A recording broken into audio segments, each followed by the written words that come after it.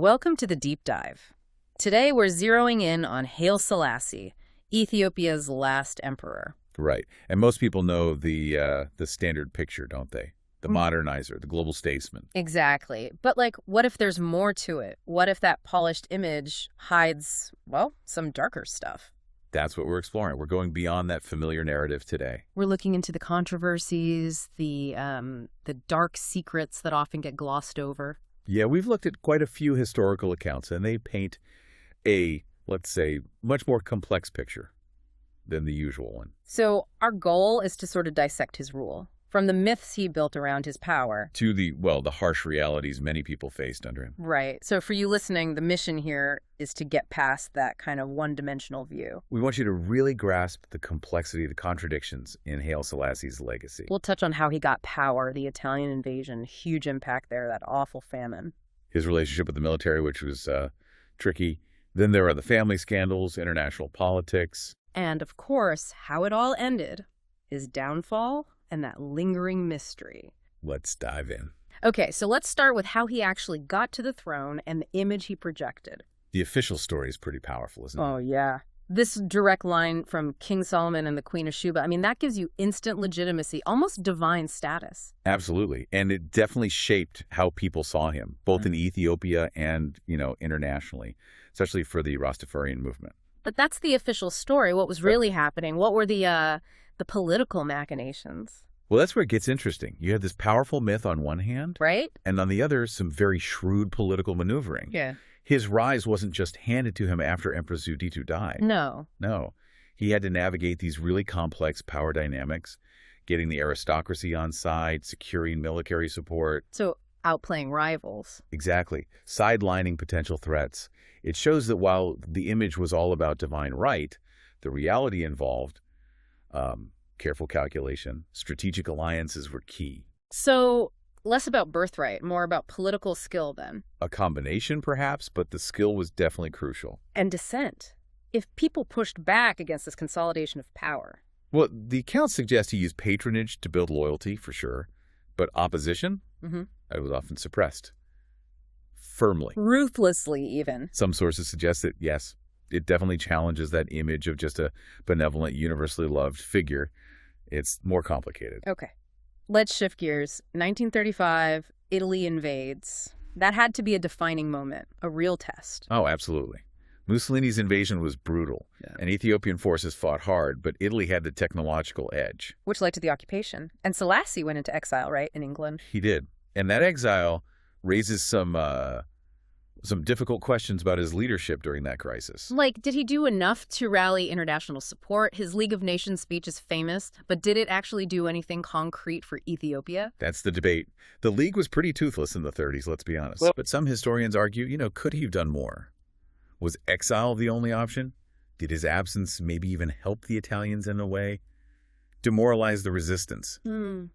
That's a tough accusation. Collaboration, even inadvertently.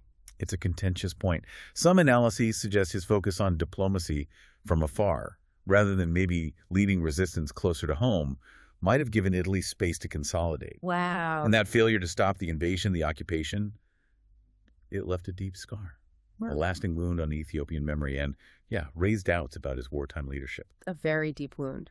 Okay, fast forward to the early 70s. The Great Famine, another huge turning point, probably the thing that really led to his downfall. It really was. 1973-74, a terrible human tragedy. Right. But the historical accounts, they strongly point towards the government's response or lack of one, making things much, much worse. It's hard to fathom. Aid being available but not getting to starving people. The mismanagement claims are severe. They are. The main criticism is about basically hoarding international aid, failing to get it to the worst-hit regions effectively. Hoarding. While people starved. That's the allegation. And what makes it worse is the evidence that they tried to cover it up. Cover up the famine. Downplay how bad it was. Seemingly to protect the emperor's image internationally. Image over people's lives. That's the implication. Yeah. And that inaction, that perception, it fueled incredible anger, especially in the countryside where people were dying. I can only imagine. So the famine wasn't just nature, it was a leadership failure. A critical failure, yes. Yeah. It showed a real disconnect between the regime and the people suffering. And that disconnect must have fed into unrest, which brings us to the military. He initially relied on them, modernized some units, but that relationship soured. It did. And the 1960 coup attempt is fascinating here. Even though it failed. Yes, because it was a huge warning sign. Deep dissatisfaction within the military ranks. About what specifically? Officers were frustrated, slow pace of modernization, economic inequality that just wouldn't go away, lack of advancement opportunities. And Selassie didn't really address those things. Not effectively. And by not dealing with those grievances, he kind of let them fester, created fertile ground for future opposition. That coup attempt showed loyalty wasn't unconditional. Right. So the seeds for 74 were sown way back then. Pretty much. And then the Derg, this Marxist military committee, they finally take over in 74. But it wasn't out of the blue. Many of them were former allies, weren't they? Yeah, that's the ironic part. Many Derg leaders had been part of the system. Beneficiaries, even. So what turned them? What drove the betrayal? Years of frustration, really.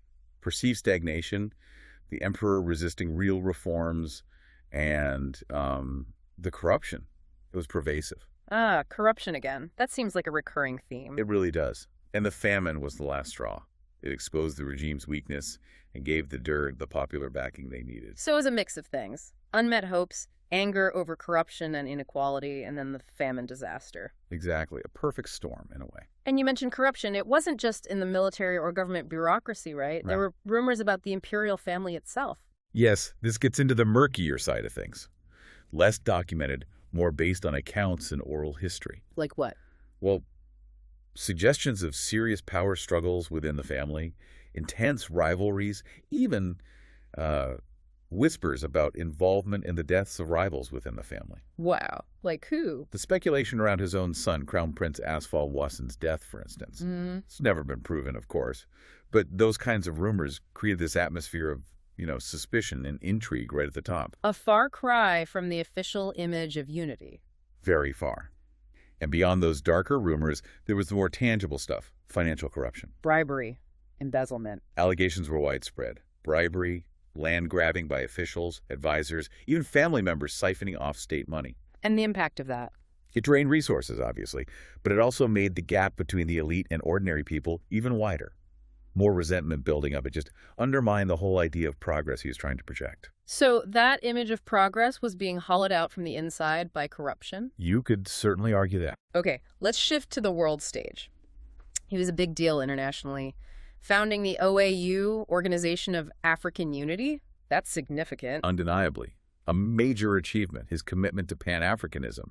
But international politics is never simple, is it? No. Especially during the Cold War.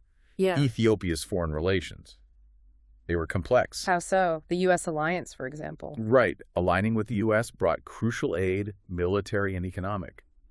But you could see it as just pragmatic self-interest. Which maybe clashed a bit with his public anti-colonial stance. Potentially, there's a tension there. Right. Real politic versus ideology. And what about the Israel connection? That feels like something kept very quiet. It does. There's historical evidence suggesting a kind of secret relationship. Military support from Israel to Ethiopia. In exchange for what? Likely it was a covert deal.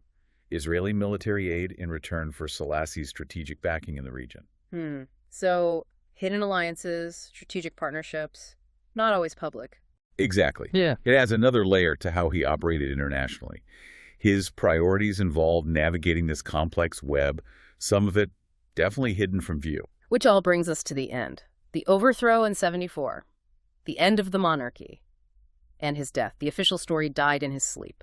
Yeah, nobody really buys that. Right. Given who overthrew him, the Derg, this brutal junta, suspicion is natural. It is. The overwhelming belief, backed up by various accounts, is that he was killed in custody, suffocated, possibly executed. The official line just doesn't hold water. Not really.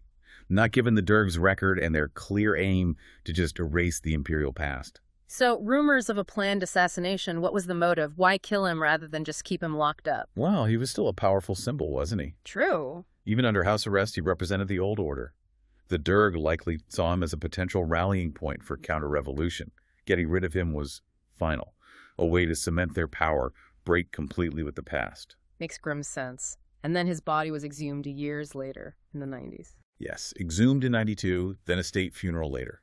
Highly symbolic. But did it answer the questions about how he died? Not definitively. Too much time had passed. And knowing the dear questions remain. Could the body have been moved, tampered with? So no closure, really. No independent investigation at the time means the uncertainty lingers.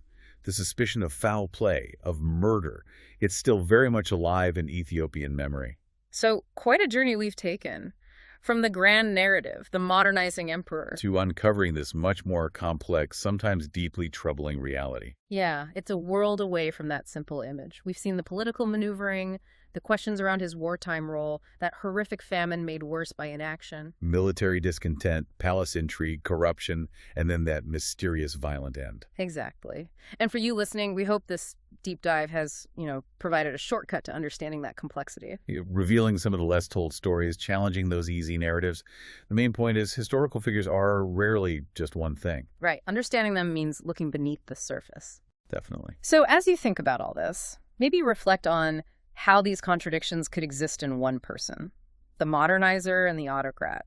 The global statesman and the leader accused of neglecting his people during famine. How do those things shape a legacy?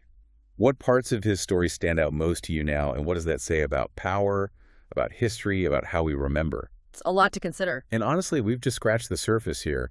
Each of these points, his rise, the famine, his death, you could dive so much deeper. Absolutely. So we encourage you to keep exploring, read more, and form your own informed view on this really fascinating, really controversial. Julius Nyerere, father of the nation. Yes. That's the image, isn't it? The one many of us probably have for Tanzania's first president. It is, yeah. That's the sort of foundational picture. But, what if there's more to it? Like, what if that's just the first couple of pages? Well, exactly. And this deep dive, it isn't really about trying to tear down that image entirely. No. It's more about adding layers, putting it into a wider context. We're looking at the material we have to explore the, let's say, the tougher parts, the less seen realities of his time in charge. Right. That's our mission here today, to kind of navigate beyond that familiar story, independence, unity, all that, and really get into the challenging stuff about Nyerere's leadership. We're using these sources to try and get a fuller picture, maybe a more nuanced one. Mm-hmm. And to do that, we really need to look closely at the policies he put in place, the actual events that happened, and what the results were, on the ground, both the intended results and maybe the ones that weren't so expected. Okay. So, where do we usually start? His early life, right? Born in Butiama, 1922. Seems like a classic story leader, comes from humble beginnings. It does have that feel. And his education was really important, studying in Uganda and then later over in Britain. That's where he encountered a lot of socialist thinking. Ah, okay.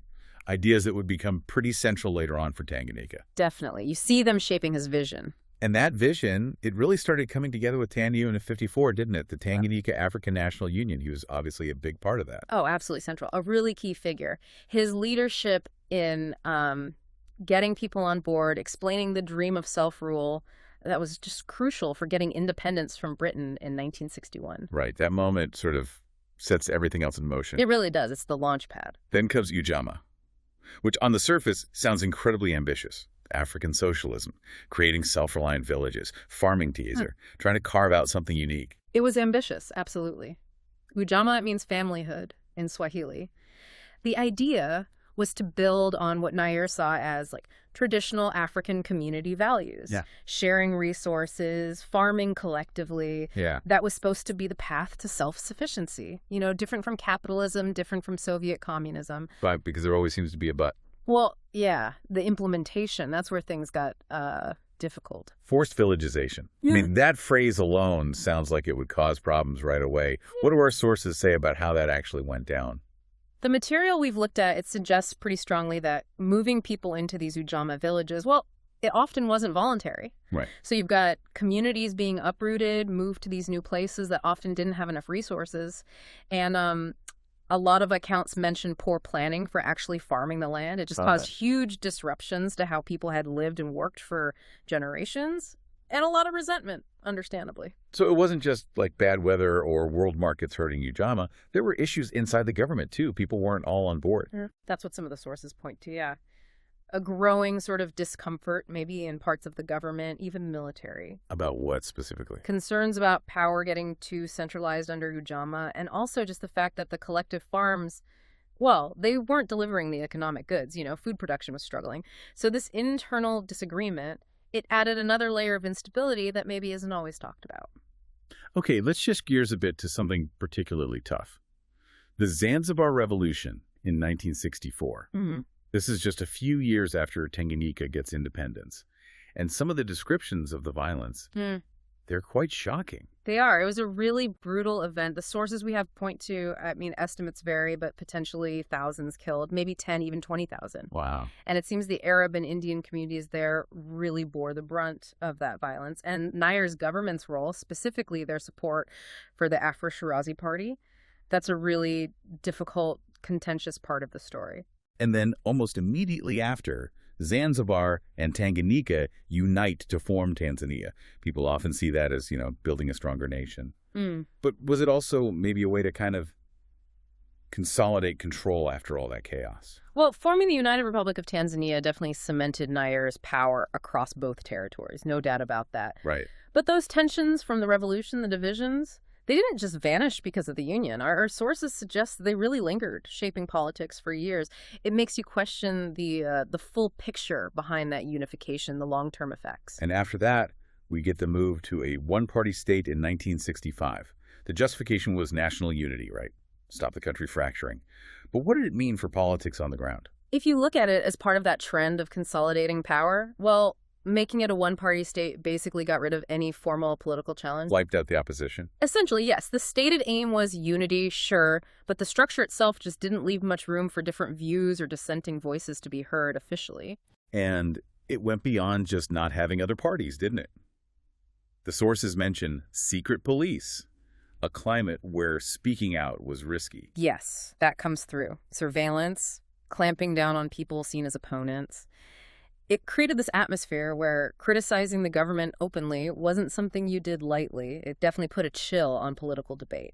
And this political control seems to have extended to information, too. Restrictions on newspapers, limits on free speech, shutting down critical voices. That seems to be the case. Controlling information is, a pretty standard tool for keeping political control. Limiting what the press could report, going after journalists who were critical. It meant the government had a lot more sway over what people heard and thought. And all this political tightening, the social controls, it seems to happen alongside the economy really struggling in the 70s. Often linked back to those Ujamaa problems we talked about. Yeah, and what's kind of ironic looking at our sources is that the whole Ujamaa goal was self-reliance. But in practice, it seems to have led to Tanzania becoming more dependent on foreign aid. That's so? Well, nationalizing industries, which was part of the socialist idea, seems to have scared off private businesses, both local and foreign investors, and that held back economic growth overall. What about foreign policy? Nair was a huge figure in Pan-Africanism, supporting liberation movements everywhere. Did that have economic knock-on effects? It definitely earned him a lot of respect internationally. His commitment to fighting colonialism was clear. But yeah, the sources indicate it also caused friction, especially with Western countries. Right. And that could lead to periods where aid or investment dried up, a kind of economic isolation at times, maybe even pressure. And then there was the war with Uganda in '78. Idi Amin invades, Tanzania pushes back. That must have cost a fortune, especially when the economy was already shaky. A huge cost, financially and in human terms, too. Now, many saw getting rid of Amin as absolutely necessary, a just cause, even. Understandable. But for Tanzania, it was a massive drain on resources they just didn't have. It definitely made the existing economic problems worse, added to the hardship people were facing. So fast forward to the 1980s, and we started seeing a change, right? Moving away from strict Ujamaa, bringing in more market-based reforms.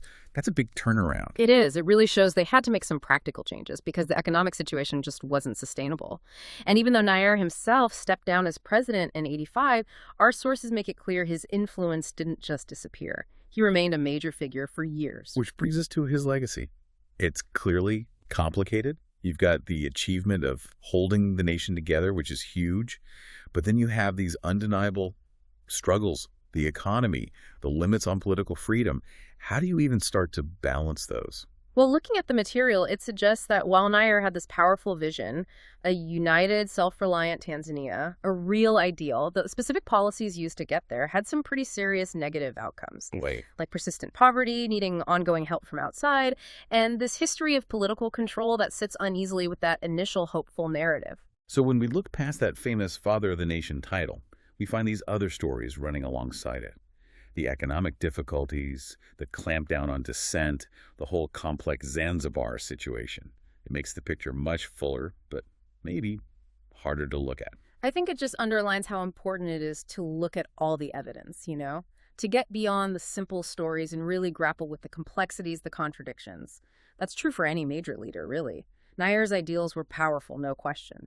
But understanding his impact means looking honestly at what actually happened as a result of his policies. It really makes you think, doesn't it? How do we evaluate leaders like that, whose legacy has so many different facets, some inspiring, some really troubling?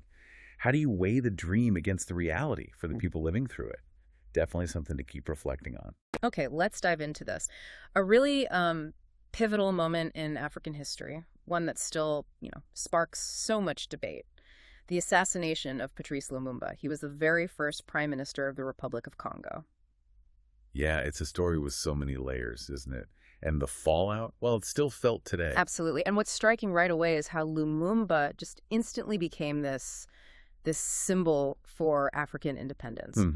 His vision was powerful, really uncompromising. He wanted a Congo that was unified, yes, but also genuinely free from any kind of colonial hangover. Totally. And that's exactly what we want to unpack for you today. We'll be looking at our sources, trying to pin down the key factors, the main players involved in his assassination. Right. The goal is really to get a clearer picture of this incredibly complex event and understand why it still matters on a global scale. Stepping back, Lumumba's story, it's like a lens, isn't it? It helps us understand that really turbulent time, the start of post-colonial Africa. And the long shadow, cast by outside interest, it really highlights that. So, who was this man? The one who inspired such hope, but also, such intense opposition. Well, Lumumba, he was born back in 1925 in what was then the Belgian Congo. And what hits you straight away is his nationalism.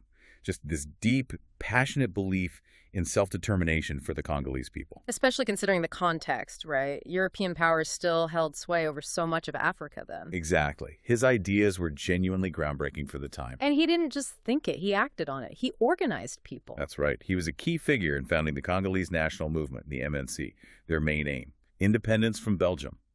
Simple as that. Well, not simple to achieve, but a clear goal. A democratic republic. They were really pushing for fundamental change. Then 1960 arrives. It's this huge year. Congo gets independence. Lumumba's the first prime minister. Sounds like victory, but... But yeah, there's always a but, isn't there? It was a massive achievement, no doubt. Yeah. But the new nation was fragile. Really fragile. Well, decades of Belgian rule had left deep scars. Divisions, politically, socially, ethnically. It wasn't a unified whole, not really. And that fragility, that just set the stage for all the problems to come. And those problems surfaced almost immediately, didn't they? These internal fractures, regional tensions, threatening to pull the country apart. Right away. The secession of Katanga province was a huge early crisis. And you have to understand, Katanga was where the mineral wealth was concentrated. Ah, the resources. Exactly.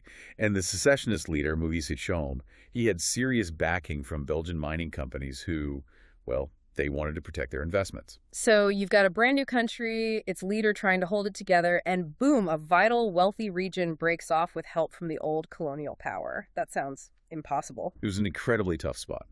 Lumumba was determined, though. He asked the United Nations for military help to stop the secession. And the UN response? It was slow, hesitant. Partly because, Belgium still pulled a lot of strings internationally and in the region. It made resolving it really difficult. So you can just picture Lumumba getting more and more isolated in those first months, trying to assert sovereignty, but hitting walls both inside Congo and outside. Precisely. And that isolation wasn't just domestic. Western powers started looking at him sideways, getting suspicious. Which brings us to the big question. Why? Why was he seen as such a threat? Well, a lot of it came down to his ideology, his bigger vision. It wasn't just about Congo. Pan-Africanism. Yes, exactly.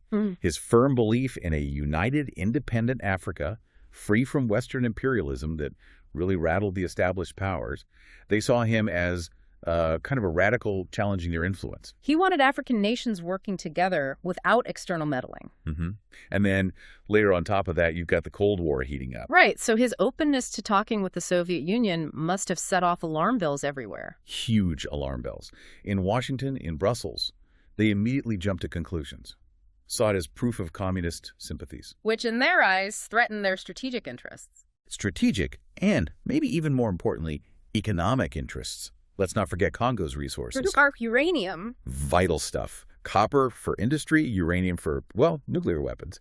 Access to those was absolutely critical for the West. So Lumumba, perceived as anti-Western, possibly cozying up to the Soviets, that wasn't just a political disagreement for them. It was a direct threat to the bottom line, to security. You got it.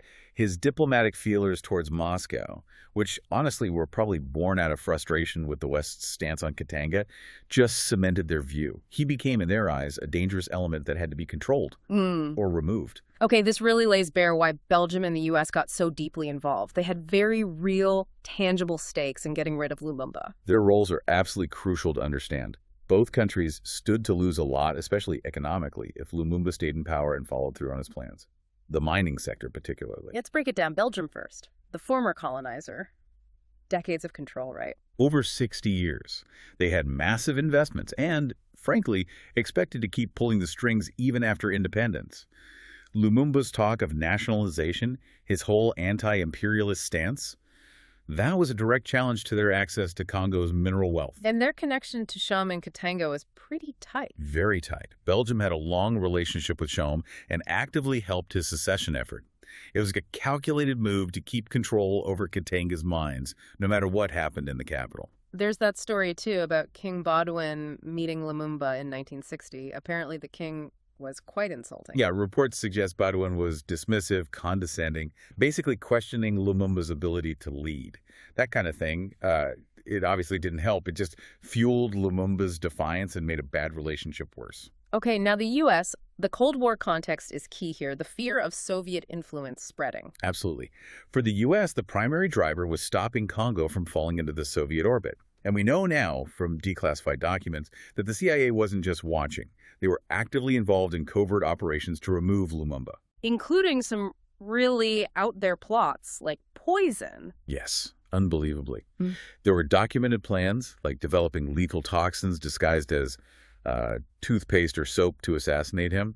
That specific plot failed, but it shows the lengths they were considering. And the directive, it might have come from the very top, President Eisenhower. There's strong evidence suggesting that, yes. Reports indicate Eisenhower personally authorized actions to remove Lumumba. Later declassifications made the CIA's deep involvement in the conspiracy pretty undeniable. Wow. So with these major powers actively working against him behind the scenes, his position just became weaker and weaker, which leads us to the coup. September 14th, 1960.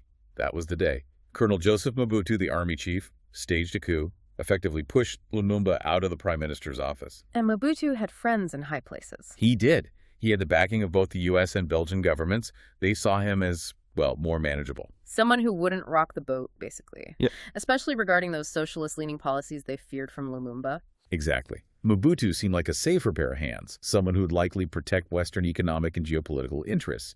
That's why they supported his coup. So Lumumba's under house arrest after the coup, but the danger wasn't over. Not at all. The plotting just intensified.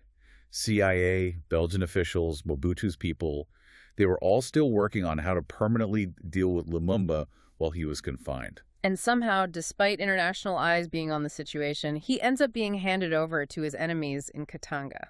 It's tragic. There were attempts, negotiations to try and get him safe passage, maybe under UN protection, but they all fell through. In the end, he was transferred into the custody of the Katangan authorities, essentially delivered to his executioners. Which takes us to that awful day, January 17th, 1961. Yeah. Lumumba, along with two colleagues, Maurice Mpolo and Joseph Okito, they were held in Katanga under just brutal conditions, then taken out to a remote spot. And executed. By firing squad. And the whole thing was kept secret at first. The details that emerged later about what happened to the bodies, just gruesome. Truly horrific. Reports of dismemberment, disposal in acid, extreme measures clearly taken to erase all evidence to hide the crime. And it seems clear this wasn't just Mobutu acting alone, or even just the Katangans. Belgian officers were involved on the ground. Absolutely. The execution was carried out with the cooperation of Belgian officers alongside the Katangan forces. And the shadow of U.S. and Belgian complicity hangs heavy over it all, even if the exact level of direct command is debated. Whether it was direct orders or indirect support, facilitation, coordination, It's undeniable that they were complicit in the events leading to and including the assassination. So Lumumba is killed, but did that bring stability to Congo? Not even close. In fact, you could argue it did the opposite. Mobutu took full control eventually, supported by the West, yes, but his decades-long rule became synonymous with, well, corruption, dictatorship, economic disaster. It created a power vacuum, didn't it? And allowed for more external meddling. Precisely. Removing a leader with Lumumba's vision, however controversial, left the country vulnerable. It arguably contributed to decades of conflict and instability, not just in Congo, but the wider region. But there have been efforts since then to get to the truth, right? Investigations. Yes, thankfully, both within Congo and internationally. People pushed for answers about who was responsible. A major one was the Belgian parliamentary inquiry in 2002. And they acknowledged Belgium's role? They did. They acknowledged Belgium had a moral responsibility in the events leading to his death. It was significant. And the Belgian government actually apologized before that in 2001. Yes, an official apology was issued. Though, for many Congolese and observers, it felt maybe a bit insufficient, given the scale of Belgium's involvement over decades. But despite everything, Lumumba's image, his legacy, it endures, doesn't it? Especially as a symbol against colonialism. Hugely. Across Africa and beyond, he's still seen as this icon of resistance, a hero who stood up to imperialism. His assassination also became a kind of grim warning, to other African leaders who might challenge Western dominance. And his dream of a united, independent Congo that still inspires people. Absolutely. That vision of sovereignty, of unity, it resonates through generations. His name constantly comes up in discussions about freedom, self-determination, the ongoing struggle against oppression. Within Congo itself, is his memory actively kept alive? Oh, definitely. His death is a major point of national reflection. There are efforts to honor him, to make sure the story is told, and to sort of grapple with what his loss meant for the country's path. When you boil it down, his assassination really just starkly showed how far external powers would go to protect their interests, particularly resources in Africa. It really did. And it highlighted the extreme vulnerability of these newly independent nations when faced with that kind of determined interference. So wrapping up, it wasn't one single thing, was it? Lumumba's death came from this toxic mix. Internal politics, yes, but heavily driven by the economic agendas of Belgium and the U.S., all playing out against the backdrop of the Cold War. Exactly, a complex web.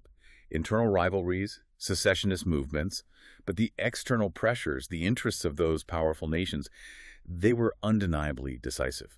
A tragic outcome for Lumumba and for Congo. It was more than just one man's death. It was a turning point for Congo, a really dark chapter in that bigger story of Africa finding its own way after colonialism, a story that's still being written. Mm-hmm. His assassination is a powerful, maybe painful reminder of the immense challenges these new nations faced, trying to assert real sovereignty against powerful global forces. Which leaves us, and you, with something to think about. What are the real long-term consequences when powerful outside interests interfere so drastically in the affairs of emerging nations? And maybe more importantly, what does genuine sovereignty even look like in our... Some figures just cast such a long, dark shadow over history. Omar al-Bashir, definitely one of them. Absolutely. 30 years ruling Sudan. Yeah, and a period that saw some truly, truly horrific human rights abuses right here in the 21st century. It's hard to comprehend sometimes. So this isn't just about listing dates and events. We're really trying to get into the core of his rule in this deep dive. We've got this extensive exploration to work from. And, well, the mission today is to understand the key pieces. How did this military guy rise so high? Right, all the way to being accused of genocide. Exactly. And what did those atrocities actually look like for the people there? Yeah. And ultimately, how did his 3 decades in power finally end? It's a critical story, and it really shows how quickly things can go wrong. Think about June 1989. Sudan was, well, it was in a terrible state. Perfect storm, almost. Pretty much. Internal conflict, the economy was just tanking, huge political instability. And that's when Bashir stepped in. That's the moment. He was a major then, Omar al-Bashir. Led a military coup, kicked out the democratically elected government of Sadiq al-Mahdi. Okay, but he wasn't acting alone, right? There was support. Crucial point. He had the backing of the National Islamic Front, the NIF, and their leader, Hassan al-Turabi. Ah, the NIF. And they had a specific agenda. Oh, absolutely. They were pushing hard to implement strict Islamic law, Sharia law, across the entire country, not just the north. So the pitch was stability, bring order to the chaos. That was the initial message, yeah. A firm hand needed. But it didn't quite work out that way. Not even close. It very quickly turned into this really harsh, oppressive, authoritarian regime. Any disagreement just squashed. Brutally. Yeah. Shut down completely. And the military became, well, everything. The dominant force in society. So what were the first moves? Almost immediately, Bashir declared a state of emergency. That meant suspending the constitution. The rule book, basically. Spawn. And then dissolving all political opposition. Wipe them out. And that Nith alliance. Mm-hmm. You mentioned it deepened divisions. Massively. Because their policies, their push for Sharia law everywhere, it just inflamed all those existing fault lines. You know, ethnic differences, religious ones, regional tensions. It poured fuel on the fire. Exactly.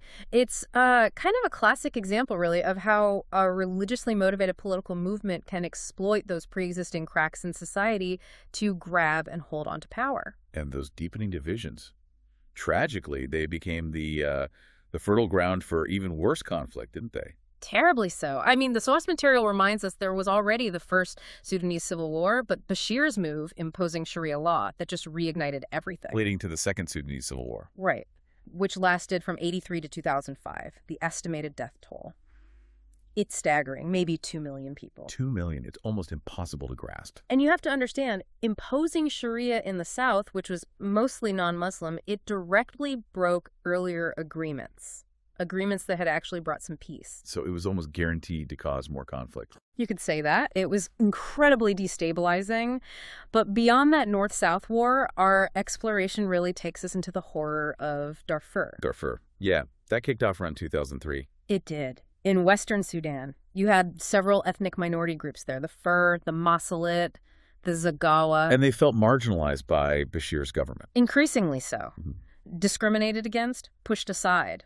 So they rebelled. And the regime's response. Unbelievably brutal. It's vital to understand this wasn't just a reaction. It was a deliberate, planned, brutal counterinsurgency campaign. Aimed not just at rebels, but at the civilians. Systematically targeting the civilian populations of those specific ethnic groups. So this is where the Janjaweed come in. Exactly. These government-backed militias. They were basically given, well, carte blanche, free rein to commit the most horrific atrocities imaginable. The details we have are just stomach churning. They really are. Widespread killings, systematic rape used as a weapon of war. Burning entire villages down. Yes, and forcing millions of people from their homes.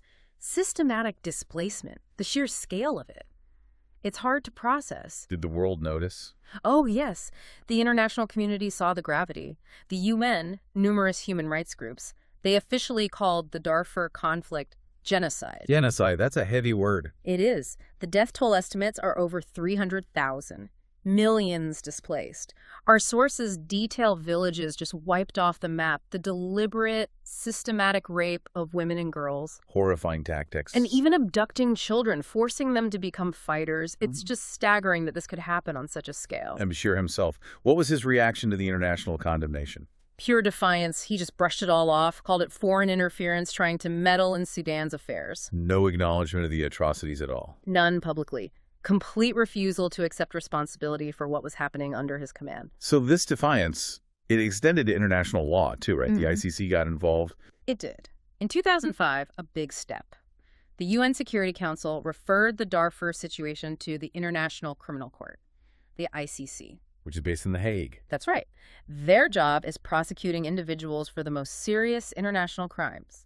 Genocide, war crimes, crimes against humanity. So that referral kicked off investigation. Exactly, into Bashir's role in Darfur. And by 2009, the ICC issued an arrest warrant for him. For what charges specifically? War crimes and crimes against humanity. That covered mass killing, torture, and that horrific use of rape as a weapon of war. And then it got even more serious. Yes. In 2010, they added the charge of genocide. Making him the first sitting head of state ever charged with genocide by the ICC. The very first. A landmark moment, really, in international justice. Shows just how severe the allegations were. But did the arrest warrant actually work? Did it stop him?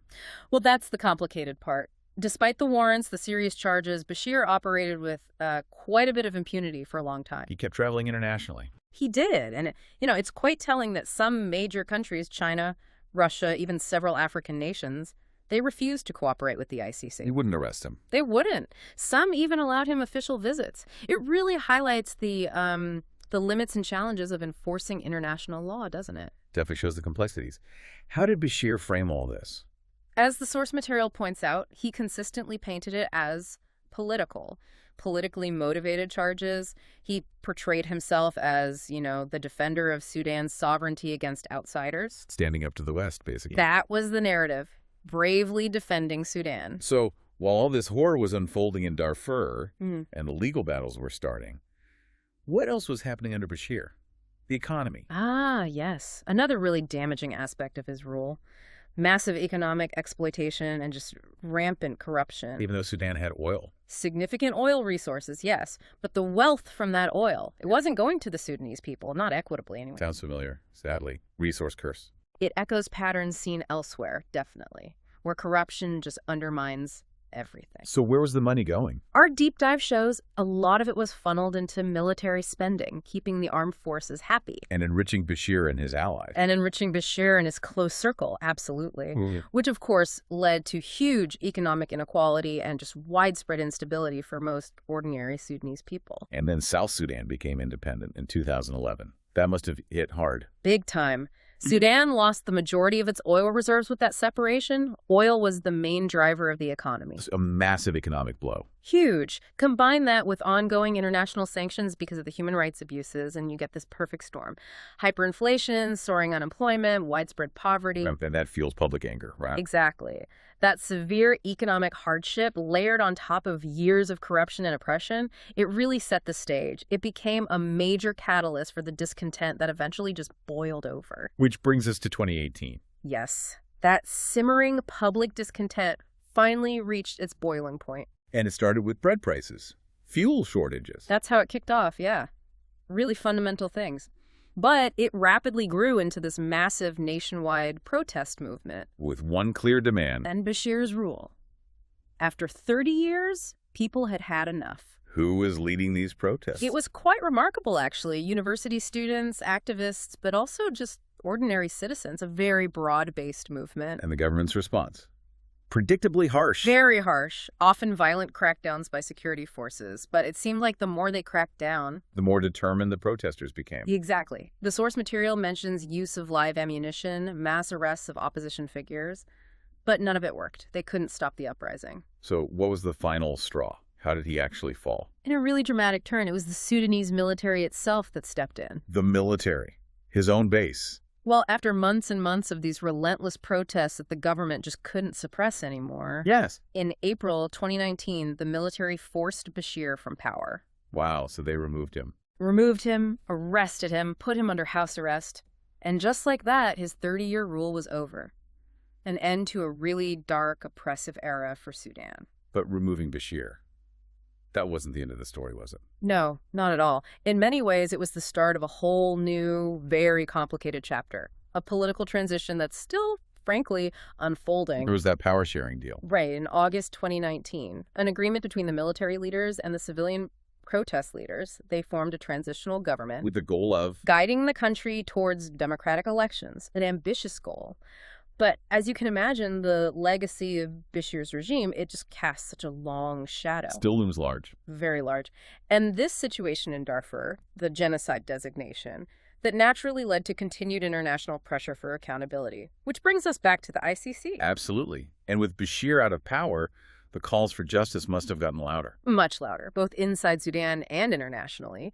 And then a potentially significant shift happened in 2020. The transitional government indicated it was willing to cooperate fully with the ICC, including potentially handing over Bashir and other wanted officials. That's a big deal. Did it happen? It eventually led to a crucial development in 2021. Omar al-Bashir was finally transferred to the custody of the ICC in The Hague. So he's actually facing trial now. He is facing trial for those extremely serious charges of genocide committed in Darfur. After years of impunity. It's a huge step. But, we have to remember the legal process for cases like this is incredibly complex. It will likely take a long time. So looking back at this whole period, Bashir's rule, the overall picture is just devastating. Stark, troubling, tragic, all of those. 3 decades defined by civil war, The genocide in Darfur that shocked the world, and economic collapse that just impoverished the country. And despite holding power for so long, often through brutality and manipulation, his legacy is undeniably one of just immense human suffering, oppression, massive human rights violations. Darfur stands as maybe the starkest example. His fall definitely opens a new chapter for Sudan, a potentially hopeful one. Potentially. But as our source material really stresses the path forward towards real justice, towards stability, it remains incredibly challenging. The wounds are deep. Very deep. And pursuing accountability, getting justice for the crimes under Bashir, it's such a critical step, not just for the victims and their families who deserve it absolutely, but for the whole country trying to heal. Yeah. So this deep dive, it really leaves you, the listener, with this stark reminder, doesn't it? The devastating impact when power goes unchecked. Especially in the hands of one person for so long. And the absolute moral need to hold people accountable for atrocities. Mm-hmm. It forces you to think about the long-term scars, the ones left on a society after enduring that kind of regime, that level of violence. How does a nation even begin to reconcile and rebuild after that? After mass violence, systemic oppression? It's a profound question. And what about the rest of us, the global community? What's our actual responsibility beyond just words? To actively prevent these things. Yeah. To intervene. To ensure justice happens. Yeah. It's this complex web, isn't it? International justice, national sovereignty, the human cost. It demands our attention. Okay, let's dive into this really complex figure, Jomo Kenyatta. Because on one hand, you have this image, right? The celebrated father of independent Kenya, powerful anti-colonial voice. Absolutely. The independence hero. But then there's this other side. Serious accusations of authoritarianism, maybe even oppression. A leader who critics say benefited a select few. And it's that clash, that stark contrast that makes him so fascinating and frankly quite troubling to grapple with. Exactly. So today we're doing a deep dive looking at historical analyses, biographical accounts, trying to get a handle on this duality. Yeah, our mission, if you like, isn't just to list the good and the bad. It's more about understanding how these seemingly opposite narratives actually coexist in one person's legacy. And what that tells us about nation building after colonialism. It's a tough process. It really is. The challenges are immense. Right. So let's go back to the beginning. Kenyatta, born Kamau Wangengi, around 1897, in a Kikuyu village. That's right. And his early life was just steeped in the reality of British colonialism. You can't overstate the impact. We're talking about land dispossession, right? A huge issue for the Kikuyu. Massive. Their ancestral lands being taken away. Plus forced labor. The disruption of their whole way of life, their culture. It must have bred deep resentment. Undoubtedly. That experience of oppression, particularly the land alienation, it's fundamental. It really fuels so much of what comes later, his activism. Okay, then fast forward a bit. He goes to London in the 1920s. This feels like a really pivotal moment. Oh, absolutely. A turning point. He's getting educated. He's absorbing Pan-African ideas, meeting people like Kwame Nkrumah. Influential figures, yeah. And he starts advocating, really articulating the demands for Kenyan rights. Like getting the land back, demanding fair treatment. Yeah. All on an international stage now. Exactly. London gave him the intellectual framework, the language, and crucially, the networks to take these local Kenyan grievances and frame them as part of a larger anti-colonial struggle. So it wasn't just about Kenya anymore. Well, it was about Kenya, but placed within that broader Pan-African context. Connecting with Nkrumah and others, it shaped his vision for a free Africa, not just a free Kenya. Makes sense. So he returns to Kenya. It's 1947. He gets involved, takes a leading role in KANU, the Kenya African National Union. Right. And KANU becomes the main vehicle, really, for the independence push. And this feels like a shift, doesn't it? From, say, writing pamphlets in London to direct political organizing back home, a confrontation brewing. Definitely an escalation. The mood in Kenya was changing, too. There was this growing impatience, this real desire for self-rule. And Kenyatta tapped into that. He did. He could articulate that desire, that vision of unity, of a future free from colonial rule. And his time abroad gave him a certain stature, some international recognition, which helped solidify his leadership within KANU. Okay, but then things get much more intense with the Mau Mau uprising. 1952 to 1960. A very violent, very significant period. Driven largely by those same Kikuyu land grievances we talked about. Primarily, yes, though other factors were involved too. But land was central. And the British response was, well, brutal. Mass arrests, concentration camps, harsh tactics. Now, Kenyatta's connection to Mau Mau is complex, right? Yeah. He always denied ordering the violence. He did. Publicly, he distanced himself from the armed struggle aspect.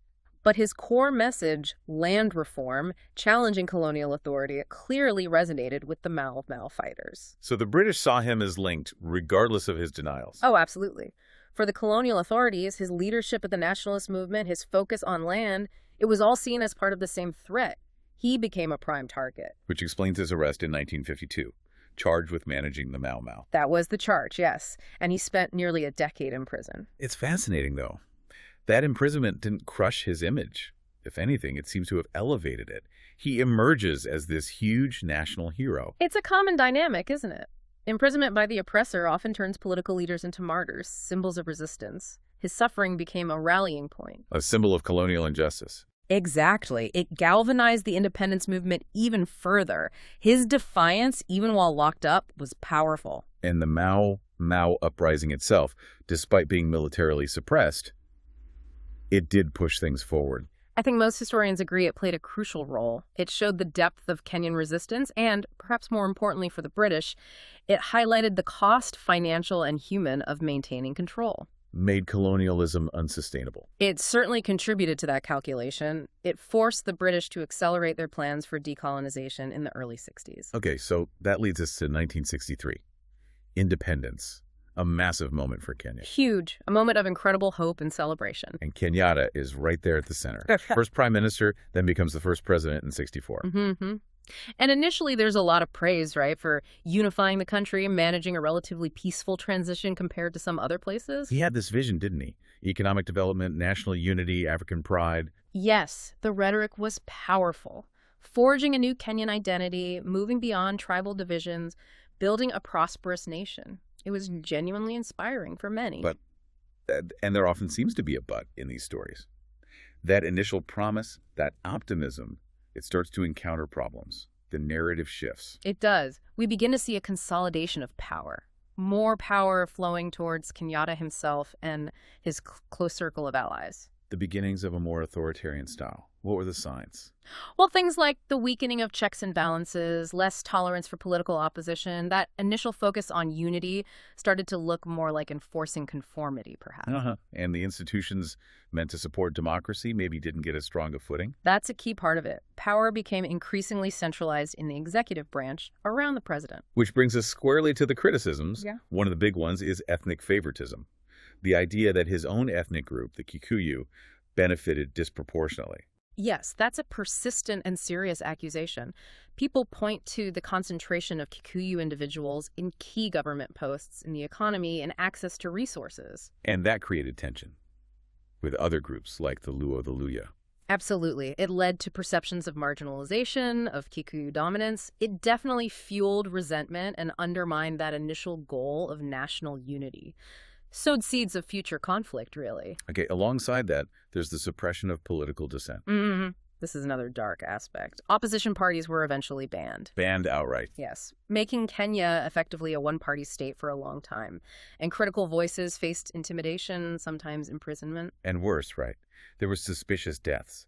People like Tom Mboya, a prominent Luo politician seen as a potential rival. Indeed. Mboya's assassination in 1969 was a major shock. And there were others, particularly those with more leftist or socialist leanings, who were targeted or sidelined.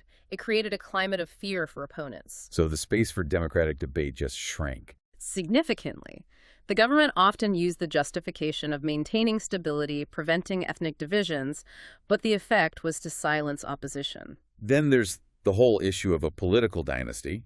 His son, Uhuru Kenyatta, eventually becomes president years later. Yes, and that continuity of the Kenyatta family in power raises questions for many.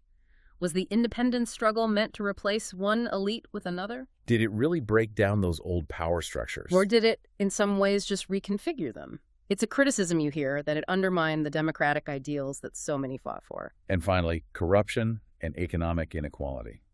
This seems tied into the favoritism issue. Very much so. Huh. While the Kenyan economy did grow in some sectors under Kenyatta, like agriculture and infrastructure, the benefits weren't shared equally. Far from it, according to critics. There are widespread accounts of corruption, of state resources being diverted, and the land issue comes back again. The promise of redistribution wasn't fulfilled. Largely not in the way many had hoped.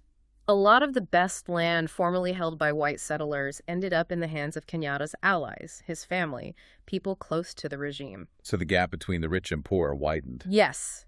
Significant wealth disparities emerged and persisted, and the fact that the Kenyatta family itself became one of the wealthiest in Kenya became a major point of criticism. It seemed a betrayal of the independence promise for many ordinary Kenyans. Wow. So when you put it all together, it's such a mixed bag. Father of the nation, independence leader, Pan-Africanist voice. Involved in founding the OAU, the Organization of African Unity. Right. But then authoritarian ruler, ethnic favoritism, political repression, corruption. How do people reconcile these two Kenyatas? It's incredibly difficult, and opinions remain sharply divided in Kenya and among historians. Oh. He embodies these contradictions, the pressures of holding a newly independent, diverse nation together. Maybe led to choices that compromise the initial ideals. That's one interpretation, that the demands of state building in that context led down a path towards authoritarianism and inequality. It's a pattern seen elsewhere, unfortunately. And those failures, especially on land and inequality, they didn't just disappear when he died. They cast a long shadow. A very long shadow. Those issues continue to be major challenges in Kenya today. The patterns of political patronage, the dynasties, they have deep roots going back to that era. So in a way, Kenyatta becomes almost an archetype. The liberation hero who gets power and then gets entangled in the problems of power, maybe even replicate some of the systems they fought against. It's a compelling, if tragic, archetype. His story is definitely one of heroism in the independence struggle, no doubt. But for many, it's also a story of deep disappointment and how that power was ultimately used. That duality again, liberation and the darker side of governance. Precisely, which is why he remains such a pivotal, debated figure. You can't understand modern Kenya without grappling with his legacy in all its complexity. So, thinking about this whole deep dive, what does Kenyatta's story really tell us, do you think? About the sheer difficulty of post-colonial leadership, about building nations that are both stable and fair. It highlights the immense pressures, the hard choices, the potential pitfalls, how the ideals of liberation can clash with the realities of governing. It really makes you, the listener, consider which part of this legacy stands out most? The hero, the oppressor? Or is it impossible to separate them? It forces you to look closely at the history, the sources, and all those messy contradictions.